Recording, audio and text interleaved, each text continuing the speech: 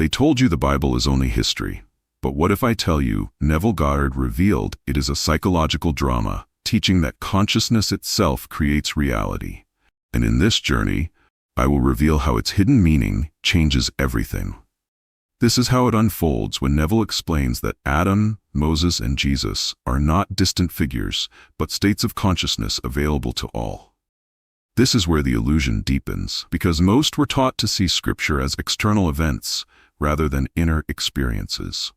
This is why it matters, for if the Bible is symbolic, then every story is a guide to mastering your own states. This is the turning point when Jacob's ladder becomes the ascent of imagination through levels of awareness.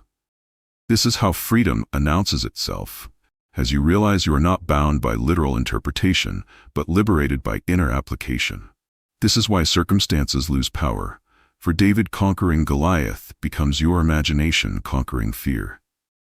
This is how destiny is rewritten, because Christ is not outside but the awakened imagination within.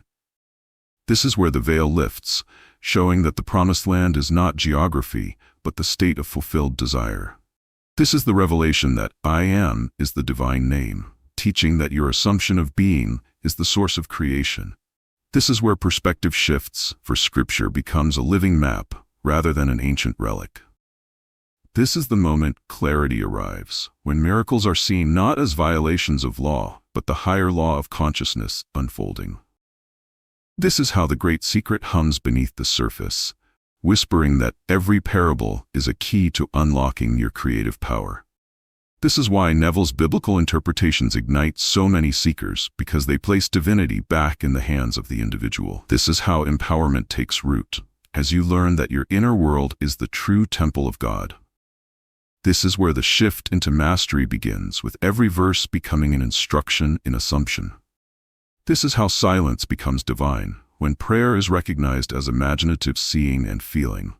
This is why the world bends, because Scripture's hidden code reveals consciousness as the author of life. This is how persistence aligns with faith, echoing Paul's words to hold fast to the unseen.